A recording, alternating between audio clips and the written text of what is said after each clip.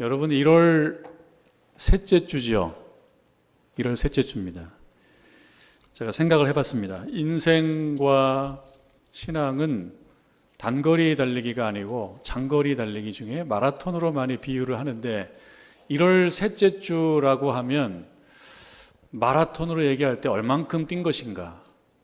2022년 한 해를 마라톤 풀코스로 보고 1월 셋째 주쯤 한 3주 정도 그 어간이면은 얼만큼 달린 건가?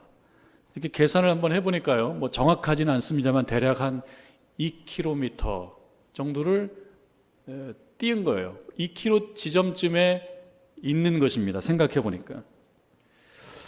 그러면은 2km쯤 달린 마라톤을 시작하고 2km쯤 달린 선수는 그 지점에서 어떤 상태이고 또 어떤 마음을 가질까 이렇게 한번 생각을 해보니까요. 마라톤을 뛰면서 2km쯤 뛰었다 그러면 그 지점까지는 이제 시작이다 그런 거겠죠. 이제 시작이다. 그러면 워밍업 하는 단계인 것 같습니다. 몸이 뛰는데 좀 더 익숙해져야 되고, 그리고 뛰는 과정 속에서 뭘 체크하냐면 다리 근육이 경직돼 있나 좀 이완되어 있나 뭐 그런 걸 확인해야 될 것이고요. 그리고 아무래도 뛰는 거는 호흡이 굉장히 중요하기 때문에 호흡은 고르게 찾아가고 있는가 이런 것들을 체크하면서 워밍업 하는 단계가 아닐까 생각합니다. 더 오래 뛰었으면 아마도 이거를 포기해야 되는가 말아야 되는가 도 생각했겠죠. 한 10km, 20km쯤 뛰면 나 이거 포기해야 될까 말아야 될까. 그런데 2km쯤 뛰고 포기를 생각하는 사람은 거의 없을 것입니다. 뭐 있긴 하겠지만 거의 없을 것입니다. 왜? 이제 시작인데요. 그렇게 보면 2022년도 한 해를 선물을 받은 우리들이 이 지점에서 한 2km 정도 뛴 이 지점에서 우리들 또한 신앙생활의 워밍업을 한번 체크해보는 그런 시간을 가질 필요가 있겠다. 여러분들께서 스스로 하나님께서 선물로 주신 이 한 해 워밍업을 하는 거예요. 몸이 말하자면 잘 이완되고 있는가, 그 다음에 적절히 움직임이 이루어지고 있는가 한번 생각해 봐야 되겠죠. 특별히 신앙생활과 관련해서. 신앙생활을 해오는데 이쯤에서 포기할까? 너무 이릅니다. 이쯤에서 그만하자. 너무 빨라요. 이쯤에서 그만하지 말고 내가 2022년 한 해를 정말 지속적으로 신앙의 길을 경주할 텐데 잘 한번 해보자. 그런 마음을 먹는 거고요. 그리고 자기 자신에 대해서 신앙적으로 몇 부분을 체크해 보는 것입니다. 뭐 가령 이런 것입니다. 나는 믿음 생활을 해오면서 무엇을 알고 있는가, 그리고 무엇을 모르고 있는가. 이런 걸 한번 체크를 해봐야 되겠죠. 오랫동안 신앙생활을 해오고 있는데, 믿음 생활을 해오고 있는데 나는 어느 정도 알고 있고 어느 정도 모르는가. 그리고 신앙생활을 해오는 과정 속에서 나는 믿음과 관련해서 어떤 경험을 지금껏 해왔고, 그리고 어떤 경험은 못 해왔는가.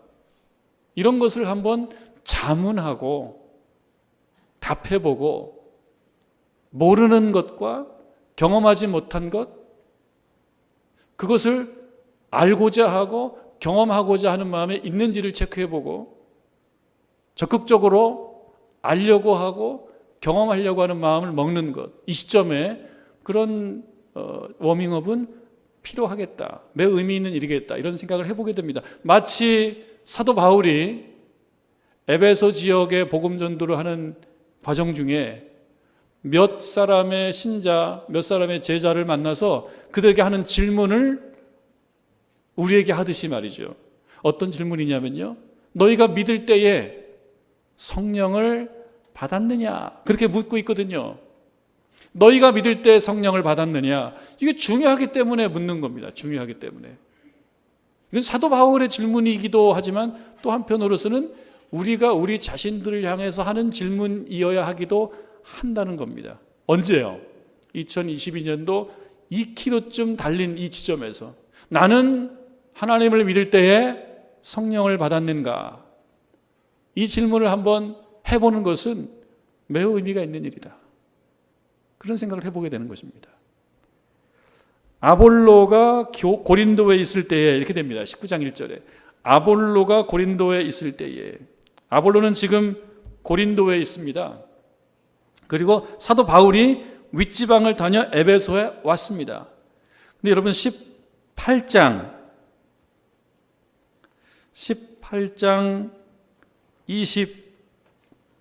24절부터 보면 알렉산드리아에서 난 아볼로라 하는 유대인이 에베소에 이르니, 그러니까 18장에서 아볼로는 에베소에 이르렀는데요, 19장에서 아볼로는 고린도로 갔어요. 그러니까 18장을 보면 바울보다 아볼로가 앞서서 에베소에서 복음 전도를 한 것입니다. 에베소에 이르니 이 사람은 언변이 좋고 성경에 능통했다. 언변이 좋고 성경에 능통한 아볼로가 에베소에서 복음 전도를 한 것입니다. 그가 일찍이 주의 도를 배워 열심으로 예수에 관한 것을 자세히 말하며 가르치나, 예수에 대해서 자세히 말하고 가르치는데요, 아볼로의 한계가 있어요. 아볼로의 한계는 뭐였냐면 요한의 세례만 알 따름이라. 요한의 세례는 회개의 세례이고요, 요한의 세례는 예수님의 오심을 미리 얘기하는 그런 세례였습니다. 그런 말씀이었습니다. 근데 그것을 브리스길라와 아굴라라고 하는 또 다른 사역자가 가만히 보니까 아볼로가 참 열심히 복음 전도를 하고 말씀을 전하는데 가만히 보니까 아쉬운 것이 있어요. 요한의 세례만 전하는 거예요. 그래서 브리스길라와 아굴라가 이 아볼로를 초대해서 그 지식과 신앙의 폭을 넓혀줍니다. 요한의 세례만 알고 있는 아볼로를 데려다가 이제는 예수의 세례를 가르치는 거예요. 그래서 아볼로는 말씀 나온 것처럼 언변이 좋고 성경에 능통한 그 사람이 브리스길라와 아굴라의 그런 초대를 받고 잘 배워서 더 깊어지고 넓어진 상태로 에베소를 떠나서 어디를 갔냐면 저 아가야 지방, 지금으로 얘기하면 저 그리스예요. 그리스, 고린도, 이 아테네와 함께 고린도는 이 대표적인, 이 아가야의 대표적인 도시입니다. 그 고린도, 큰 고린도로 아볼로는 떠났고요. 그리고 그 아볼로에 의해서 뿌려진 씨앗, 복음의 씨앗이 된 일단의 그 신자들이 있어요. 제자들이 있습니다. 그 신자는 씨앗의 형태로 존재하고 있는 그 상태에 누가 왔냐? 바울이 왔습니다. 아볼로가 뿌린 씨입니다. 복음의 씨앗 형태로 있는 그 신자들에게 바울이 와서 그들에게 또다시 다른 말씀을 전하죠. 그게 지금 19장 1절의 말씀이에요. 아볼로가 고린도에 있을 때에 바울이 윗지방을 다녀 에베소에 와서, 지금으로 얘기하면 터키 지방입니다. 아볼로는 터키에서 그리스로 갔고요. 그리고 바울은 지금 현재 터키 지방인 에베소에 왔고요. 그리고 그 에베소에 와서 에베소에 있는 어떤 교인들을 만났습니다. 그 교인들과 함께 하나님의 말씀을 전하는데 가만히 들어보니까 뭔가 조금 아쉬움이 있는 거예요. 서로 이야기하다 보면 나오지 않습니까? 우리가 신앙적인 이야기를 나누다 보면요, 이분의 신앙 경험과 믿음의 지식과 신앙 경험이 어느 정도인지 조금 나와요. 그리고 관심을 갖게 되면 이분이 믿음과 신앙에 있어서 매우 초보로구나, 이런 생각이 들고 그럼 내가 좀 도와줘야 되겠구나, 이런 마음이 든다면 거기서 관계가 끝나는 것이 아니고 뭔가 질문도 하고 또 차도 마시고 식사도 같이 하면서 이 사람들의 신앙을 좀 높여주고 싶은 마음이 생길 수가 있는데 바울이 그랬습니다. 이야기를 해보니까 조금 아쉬움이 느껴져요. 그래서 2절에 보니까 질문을 합니다. 물어봐요. 궁금한 거예요. 이르되 너희가 믿을 때에 성령을 받았느냐? 이렇게 물어봅니다. 가만히 보니까 사도 바울의 시각으로 보니까 이들에게 있어서 성령이라고 하는 그러한 조금 고급한 믿음의 단계에 돌입하지 않았다 느껴진 거예요. 근데 사실 성령은 성령의 경험과 성령을 받았다, 성령 체험, 성령 강림은 신자들에게 있어서는 참 필요한데 이야기하면서 들어보니까 거기까지 안 왔어요. 복음의 씨가 뿌려졌는데 씨앗 형태로 아직은 존재해요. 여러분, 우리들에게도 복음의 씨가 뿌려진 겁니다. 그런데 자라지 않고 씨앗으로 있게 되면 시간 지나면 어떻게 됩니까? 죽습니다. 여기서 성장을 해야 돼요. 성장하지 못하고 그냥 씨앗의 형태로 있으면 죽는 거예요. 그래서 물어봅니다. 너희가 믿을 때에 성령을 받았느냐? 이들이 만난 하나의 도전입니다. 믿음의 초보 상태예요. 여기서 머물러 있느냐 아니면 더 성장하고 발전하느냐? 성장과 발전을 위해서는 자기의 현 상태에 대한 아쉬움, 이것을 지적하는 도전에 직면하게 되고요. 이 도전을 맞이해야 돼요. 우리들도 신앙생활 하면서 조금 불편한 질문도 받을 때가 있어요. 권사님 기도하세요? 너무 평범한 질문이기도 한데 이런 도전적인 질문을 받아야 될 때도 있어요. 요즘에도 전도하세요? 이런 질문을 받게 될 때가 있습니다. 근데 어떤 질문을 받았느냐? 너희가 믿을 때 성령을 받았느냐? 이런 질문을 합니다. 이 질문에 대해서 이 사람들은 뭐라고 대답하느냐? 중요하죠. 사도 바울이 볼 때는 조금 이상한 거예요. 뭔가 조금 부족한 거예요. 대답합니다. 이 사람들이 대답해요. 2절, 이르되 아니라 우리는 성령이 계심도 듣지 못하였노라. 사도 바울의 궁금함이 풀려요. 듣지를 못했구나. 성령에 대한 소개를 받지를 못했구나. 성령에 대한 소개를 받지 못하니까 성령 충만에 대한 의욕, 어떤 목표, 소망, 꿈 이런 거 있을 수가 없습니다. 그 사도 바울 마음속에 뭐가 생겨요? 성령이라고 하는 성령이라는 복음을 이들에게 전달해 줘야 되겠구나라는 마음이 생겨요. 궁금함이 생기는 거예요. 이런 질문을 받았을 때 이 교인들이, 이 제자들이 이거 모른다고 할까? 안다고 그럴까? 모른다고 하면 무시하지 않을까? 안다고 하자. 받지도 않아 놓고 성령에 대한 어떤 경험이 없는데 당연히 받았죠. 이렇게 얘기할 수도 있는데요. 이들이 솔직하고 정직하게 말한 겁니다. 우리는 들어보지도 못했다고. 실제로 우리들도 당황할 수가 있습니다. 오랫동안 신앙생활 했는데요. 여러분들에게 갑자기 누군가 집사님 하나님 믿을 때에 성령을 받으셨어요?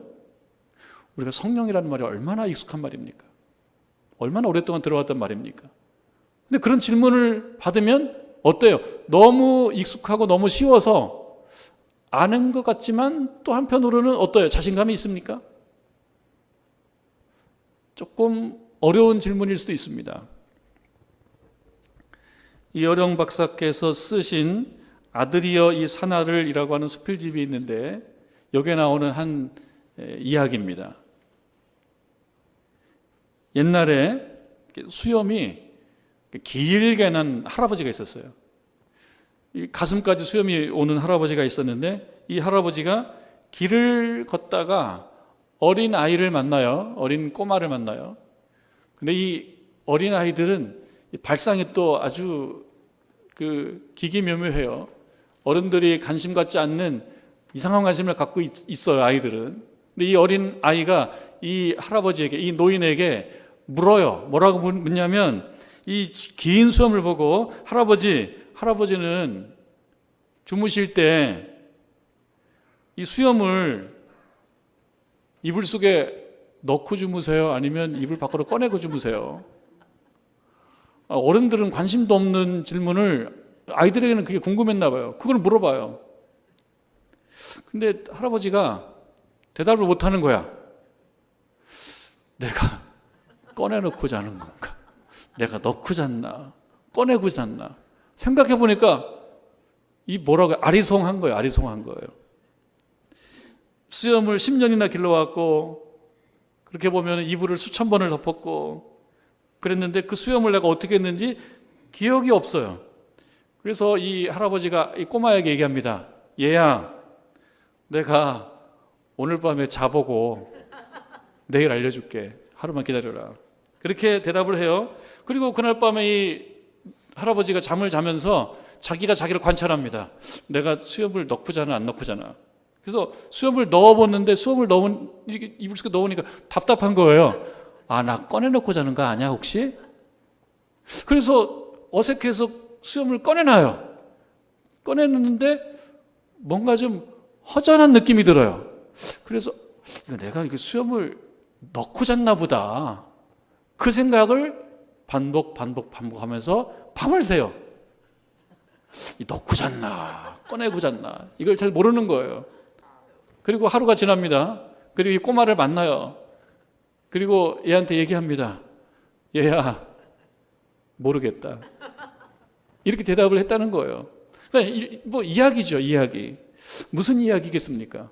너무나 익숙하고 너무나 자연스럽게 살아왔던 내 삶의 방식이고 태도인데 그거에 대해서 질문을 받으니까 잘 모르더라.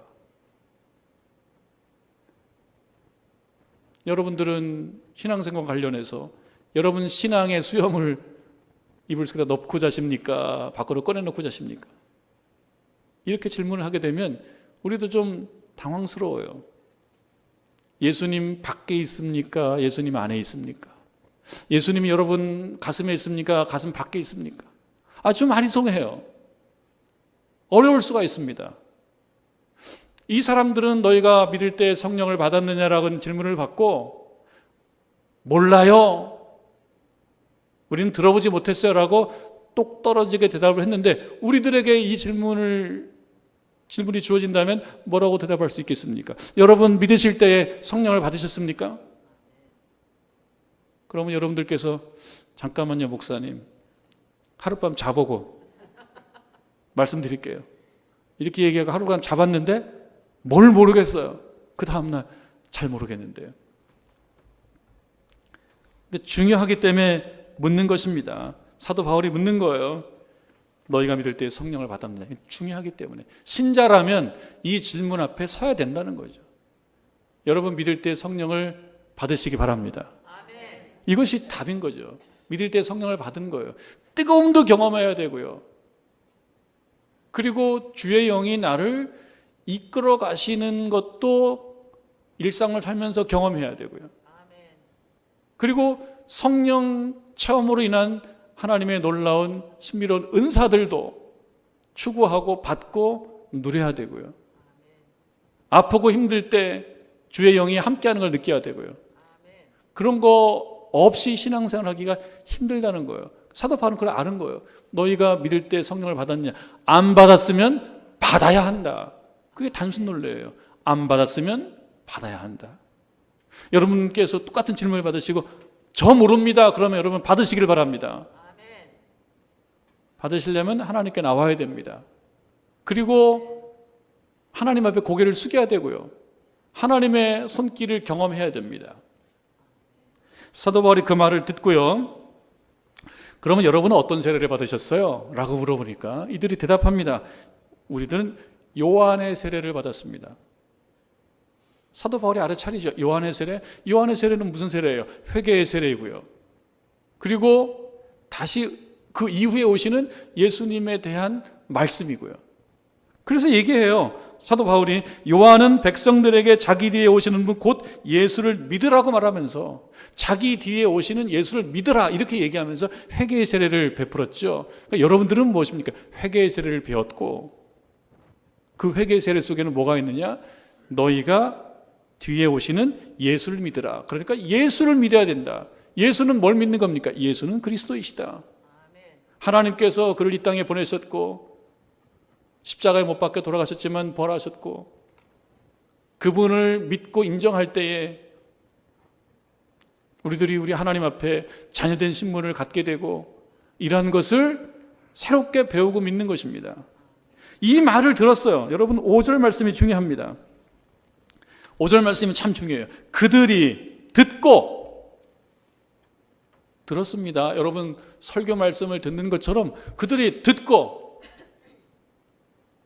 그 다음에 끝인지 아니면 듣고 난 다음에 어떤 후속 활동, 후속 행동이 뒤따라가는지를 우리가 좀 관심 있게 봐야죠. 우리가 말씀을 많이 듣습니다.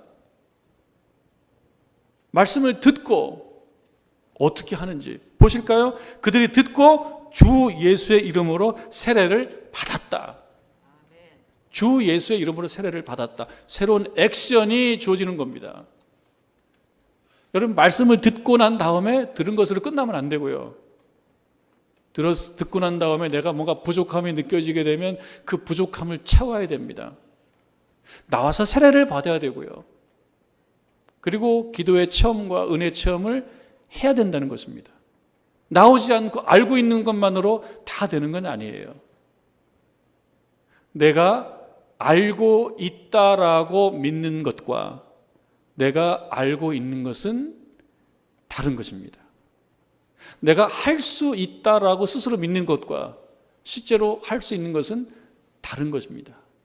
믿음과 관련해서 내가 믿음이 좋을 거야 라고 생각하는 것과 내가 믿음이 좋은 것은 좀 다른 것입니다. 실제로 내가 안다, 내가 믿음이 좋다라고 하는 것은 무엇입니까?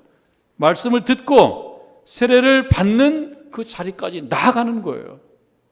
액션을 취하는 거예요. 말씀 듣는 것으로 끝나는 것이 아닙니다. 6절에 보니까 바울이 그들에게 안수하며 바울이 그들 머리에 손을 얹고 기도합니다. 기도받는 겸손함이 있는 거예요. 여러분 교만하면 기도 안 받아요. 내가 다 할 수 있다고 생각해요. 기도를 받는다는 것은 무엇입니까? 겸손한 거예요. 내가 부족하기 때문에 하나님의 은혜를 나에게 허락해 주십시오라고 내가 하나님 앞에 고개를 숙이는 거예요. 그러니까 이들이 사도 바울의 이야기를 듣고 자신들의 부족함을 안 상태에서 인정하고 그 다음에 안수를 받습니다. 겸손하게 나아갑니다. 안수를 받는다라고 하는 말 속에는 겸손하게 은혜를 구한다라는 의미가 들어가 있지 않겠습니까? 은혜를 구하는 거예요. 여러분 2022년도 이제 마라톤으로 얘기하면 2km쯤 뛴 이 지점에서 우리가 생각하고 우리가 스스로 질문해야 될 질문, 너희가 믿을 때에 성령을 받았느냐? 생각해 보니 아닌 것 같다. 맹숭맹숭. 그리고 뜨겁지 않고 차갑고 뭔가 몸을 움직이는데 마음은 안 가고 그렇다 그러면 성령을 받아야 됩니다. 하나님의 인도를 받아야 됩니다. 성령의 은사를 경험해야 됩니다. 그렇게 하기 위해서 겸손하게 고개를 숙이는 겁니다. 내가 부족하다는 것을 알고 겸손하게 고개를 숙이는 거예요. 그 안수의 자리로 나오는 거예요. 안수의 자리로 나오지 않고 그저 10년, 20년, 30년 내가 수염을 이불 속에 넣고 사는 거야. 밖으로 꺼내놓고 자는 거야. 이것이 분명하지 않은 상태로 세월이 가서 질문하면은 고민해요. 내가 성령을 받은 거야? 못 받은 거야? 성령을 받은 자는 알아요. 뜨거움을 경험해요. 하나님의 함께하심, 내 일상 속에 말씀하시는 하나님의 음성을 경험해요. 근데 그렇지 않으면 주일 예배 드리고 가면 한 주간 바쁜 일상 속에 살아가면서 하나님의 역사가 없어요. 여러분 하나님 앞에 나오셔서 안수를 받으시길 바랍니다. 겸손하게 은혜를 구하시길 바랍니다. 그럴 때 하나님께서 방언도 하게 하시고 예언도 하게 하셨다. 그 성령의 은사죠. 느낄 수 있는 뭔가를 주신다라고 하는 것입니다. 이렇게 해서 은혜를 경험한 사람은 어때요? 은혜를 경험해요. 성령을 받았어요. 그럼 어떻게 해요? 이제는 누군가에게 똑같은 질문을 할 수가 있어요. 그런 사람은 누군가에게 질문할 수 있어요. 집사님, 믿을 때에 성령 받으셨어요? 라고 물을 수가 있어요. 집사님, 한 주간 살아가시면서 하나님 음성을 들으세요? 말할 수가 있어요. 근데 본인이 그런 게 없으니까 말을 못 해요. 근데 이들은 이제 에베소에서 사도 바울을 만난 이 12명쯤 되는 이 사람들은 이제 그 지역을 살면서 누구에게 물을 수 있을 거예요. 근데 집사님, 믿을 때 성령을 받았어요? 라고 물을 수 있을 거예요. 또는 한 주간 살아가실 때에 하나님의 음성을 들으세요? 하나님의 역사를 경험하세요? 이렇게 물을 수가 있습니다. 아직도 코로나 바이러스가 ing, 진행형이기 때문에요. 우리가 참 소극적일 수밖에 없는 그러한 상황이기는 합니다만 그래도 우리는 믿음 생활을 해나가야 됩니다. 지혜롭게 모이기에 힘써야 됩니다. 지혜롭게 기도의 자리를 찾아 나와야 됩니다. 지혜롭게 말씀을 읽고 말씀을 써야 됩니다.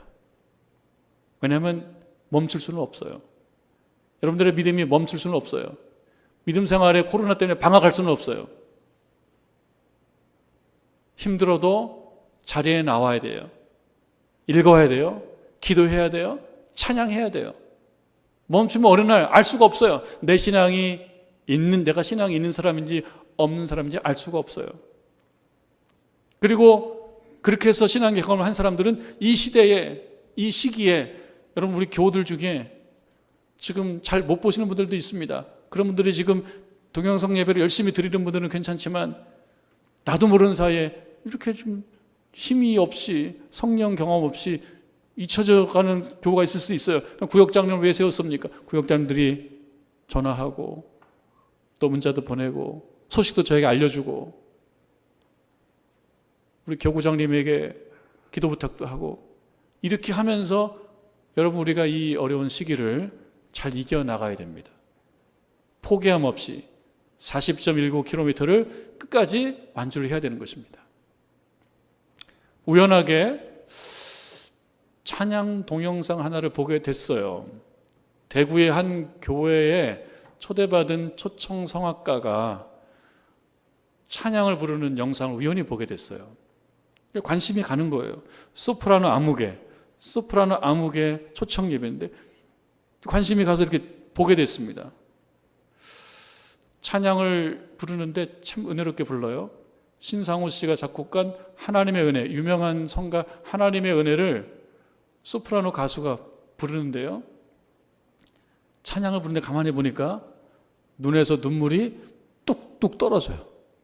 눈에서 떨어지는 게 보여요. 저 바닥으로 떨어지는 게. 볼을 타고 흐르는 게 아니라 밑으로 뚝뚝 떨어져요. 잘 보니까. 그래서 걱정했어요. 찬양 초대받은 찬양 성악가가 우는 것도 조금 기술적으로 울어야지 저렇게 눈물이 뚝뚝 떨어지면 찬양을 못 부를 텐데. 그런데 신기하게도 전혀 흔들림 없이 눈물은 눈물대로 찬양은 찬양대로 참 은혜롭게 잘 부르더라고요. 노래 실력도 참 좋더라고요. 그리고 부르는데 하나님의 은혜를 몸으로 보여주더라고요. 그래서 제가 관심이 갔어요. 어떤 사람이지? 저렇게 찬양을 잘하지? 내가 모르는 가수인데? 그래서 그 이름을 검색해서 음악을 더 들어봤습니다. 제 패턴이에요. 제가 모르는 그런 음악가를 보면 듣고 찾아서 좀 들어봐요. 그래서 가곡도 들어보고 오페라 아리아도 들어보고 여러 개를 들어봤는데 참 잘해요. 그래서 한번 리서치를 해봤어요. 어떤 가수인지. 소프라노 조지영이라고 하는 가수인데요. 제가 찾아봤어요. 쭉 찾아보는데 어떤 기자가 길게 글을 써놓은 것이 있더라고요. 관련해서. 쭉 읽어보니까 대구 가톨릭 대학교에서 성악을 전공했어요. 서울에 아주 네임이 높은 그 학교는 아니지만 4년 장학생으로 공부를 했대요. 가정이 어려운 모양입니다.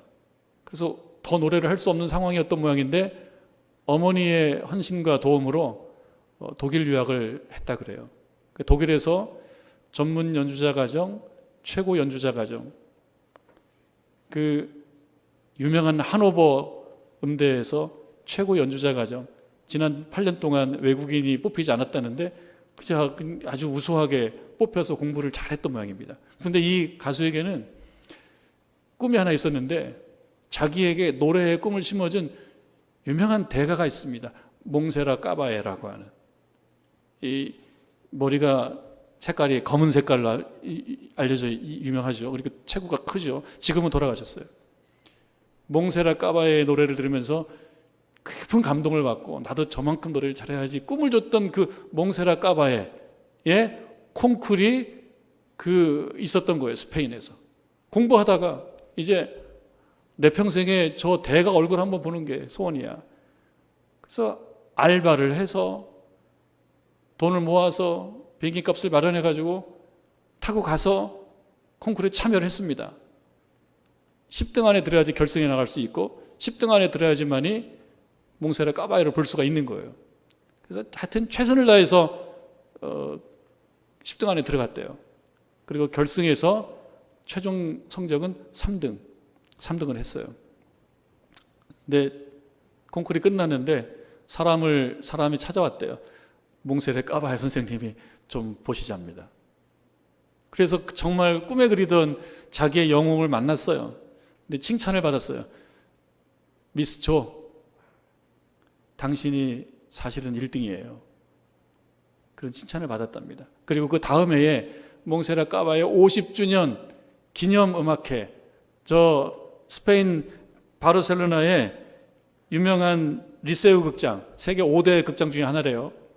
거기에 기념음악회에 이제 그 유명한 테너 호세 까라라스, 후안 디에고 플로레스, 그 유명한 성악가들인데 이런 대표적인 사람들이 초대받아서 노래 부르는데 이 신인, 알려지지 않은 한국 가수 젊은 여자 한 명이 거기 낀 거예요. 그 유명한 카스타 디바, 그 아리아를 아주 멋지게 불러냈어요. 아주 극찬을 받았어요. 그러니까 보니까 좀 제가 리서치를 해보니까 인정도 많이 받고 참 잘하는 그런 성악가예요. 잘하는구나. 여러 가지 뭐 잘하는구나.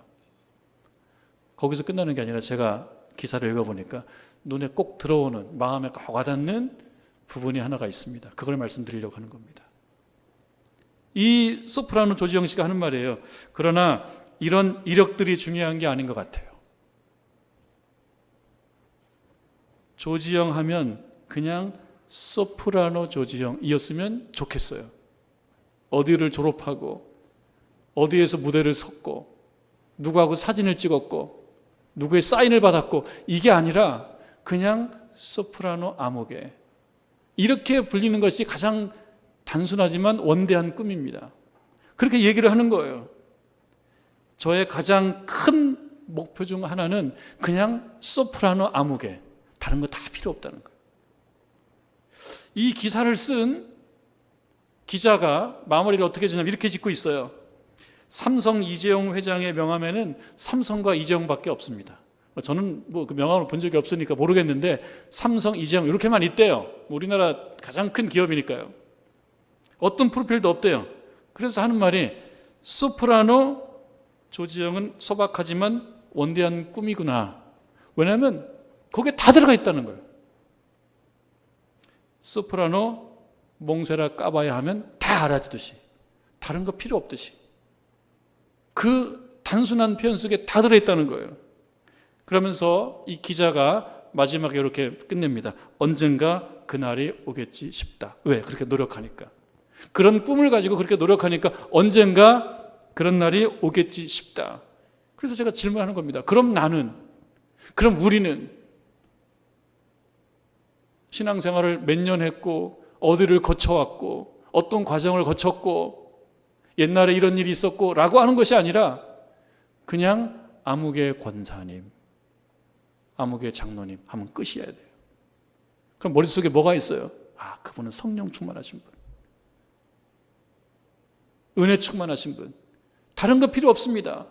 어디를 나왔고 어떻게 공부를 했고 얼만큼 가지고 있고 어떤 과정을 거쳐왔고 어떤 타이틀이 있고 이것이 아니라 아무개 권사님, 아무개 장로님, 아무개 집사님 하면은 그게 끝일 수 있으면 이게 얼마나 단순하지만 원대한가.